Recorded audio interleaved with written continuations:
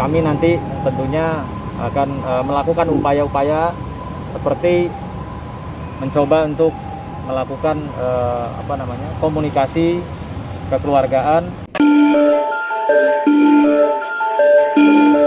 Oke Bang Rasman, hari ini ada apa mendatangi Polda?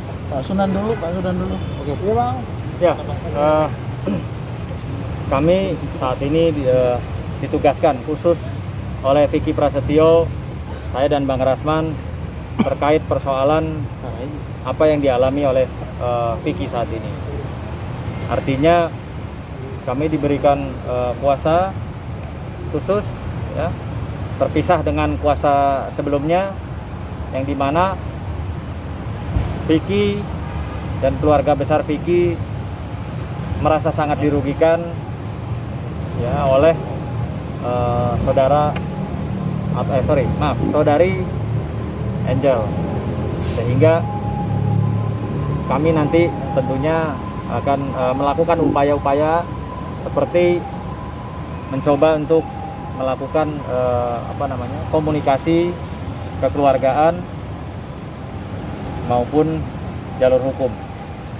Nah, adapun yang kemarin kami sudah mencoba untuk mengupayakan, kebetulan saya tidak punya nomor kontaknya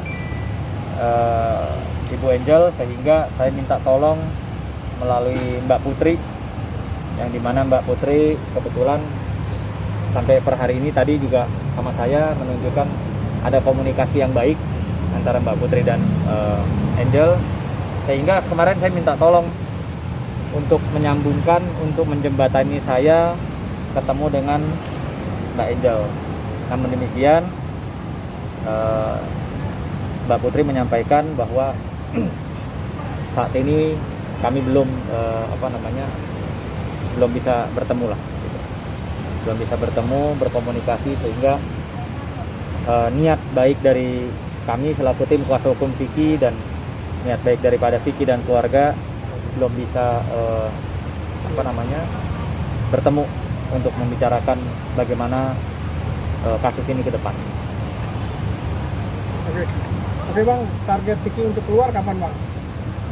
Target Vicky kan katanya kemarin kan sempat bilang bakalan Vicky nggak lama lagi pasti akan keluar. Gimana? Ya, yang pasti karena ini kita bicara hukum dan Vicky juga saat ini ditahan atas nama hukum, walaupun dia belum sebagai terpidana, ya tentunya kita harus melalui tahapan-tahapan hukum, ya. Tahapan-tahapan hukum harus dilalui. Kalau memang nanti ke depan harus menjalankan persidangan, ya kita ikuti saja. Nanti kita lihat seperti apa di persidangan. Namun demikian, saya kemarin diberikan tugas khususnya bukan untuk mendampingi proses hukum atau di persidangannya Vicky, tapi lebih kepada menjaga Vicky dan keluarganya Vicky terkait dengan peristiwa ini. Masih sama lah, satu rangkaian. Bisa dibilang apa yang terjadi dengan Vicky bisa bilang dizolimi oleh Itu mungkin seperti apa, Pak? Kita serahkan pada ahlinya yang bicara. Ya, jadi saya dengan Pak Sunan hari ini menerima kuasa dari keluarga Vicky Prasetyo. Di awal sebenarnya saya dengan Pak Sunan ini orang yang paling sering, ya, untuk kita memegang atau menangani perkara yang dihadapi oleh Vicky. Bahkan ketika terjadi laporan di Polres Jakarta Selatan, saya masih ikut gelar perkara. Saya sampaikan ke Angel Elga ketika di luar, apakah kamu tahu bahwa bersuami itu dalam Islam itu diatur bahwa ketika suaminya keluar rumah, maka dia wajib menjaga kehormatan dirinya. Maka ada istilah kalau orang Arab, dia menutup semua wajahnya, betul kan? Dan itu hanya boleh ditunjukkan kepada suaminya. Karena itu kalau almarhum Zainuddin MZ mengatakan, istri itu ibarat ladang. Mau kita cangkul dari depan, mau kita cangkul dari belakang, dari samping, itu hak kita gitu. Dan itu hanya boleh kita yang melihat gitu. Sehingga munculnya syahwat, itu menjadi perdebatan ikhtilaful ulama namanya. Ada perbedaan pendapat yang mengatakan orang yang tidak berhijab pun bisa menimbulkan syahwat. Artinya apa? Begitu mulianya seorang suami, begitu tanggung jawab seorang istri yang berat. Nah, sekarang kita merujuk pada kasus Vicky. Dia masih memiliki seorang istri yang bernama Angel Elga.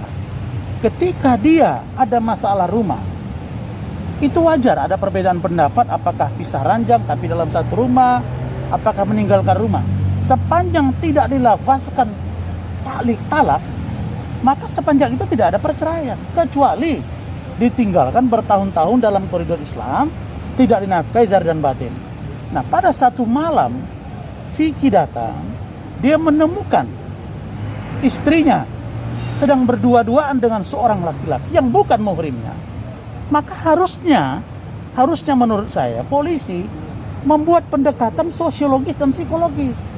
Karena aspek hukum yang mendasar itu ada 4. Aspek filosofis, aspek sosiologis, aspek psikologis, dan aspek yuridis. Kenapa aspek yuridisnya yang dikedepankan gitu? Artinya dibalik gitu. Masa laporannya yang dikedepankan, laporan Angel, sementara dia sebagai suami masih sah memiliki seorang istri. Ya, betul. Nah, karena itu maka saya berharap Angel Elga, Anda masih pernah berkasih sayang dengan suamimu, meskipun baru saja diputus di pengadilan bahwa mereka sudah bercerai. Tidakkah Anda merasa bahwa itu pernah orang yang memperjuangkan? Ketika menikah dia berjuang habis-habisan. Saya dengan Pak Sunan tahu betul bagaimana Vicky itu mengeluarkan begitu banyak biaya untuk seorang Angel Elga. Dan begitu dia menemukan Angel Elga, ternyata dia merasa dikhianati. Dari aspek agama, menurut saya Vicky tidak salah. Karena dia menemukan seorang laki-laki dengan istrinya di dalam satu kamar yang bukan muhrimnya. Maka pada saat itu kalau di hukum Arab, itu pasti akan dilakukan hukuman yang setimpal. Polisi seharusnya adil. Harusnya adil dong. Laporan Vicky jangan di SP3. Ini kemarin kita dapat informasi kan di SP3.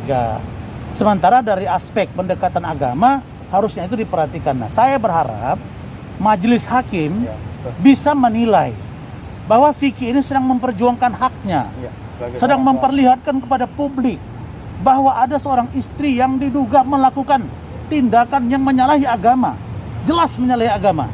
Tapi kalau kita atur, kita lihat dalam konteks hukum kita dengan style Europe kontinental, maka memang harus dilihat di dalamnya apakah ada, kita melihat sisa-sisa dari katakanlah hubungan seksual atau tidak. Tetapi terlepas dari itu bahwa ada 2 insan yang berbeda jenis kelamin yang masih berstatus istri orang, lalu mereka satu kamar, kebetulan saja sedang tidak dalam keadaan bogil. Tapi siapa yang bisa menjamin mereka tidak melakukan itu? Tapi dalam praduga, kalau kita melihat dalam konteks hukum, rangkaiannya kelihatan, petunjuk awalnya kelihatan, kenapa nggak dikejar itu? Nah, jadi barangkali saya dengan Pak Sunan akan kita kaji dari aspek sosiologis, psikologis, dan yuridis. Pak Sunan yang masuk dari unsur hukumnya, saya masuk dari aspek keagamaannya. Supaya persoalan ini bisa selesai dan hakim menurut saya harus membebaskan Vicky. Karena Vicky memperjuangkan haknya sebagai seorang suami.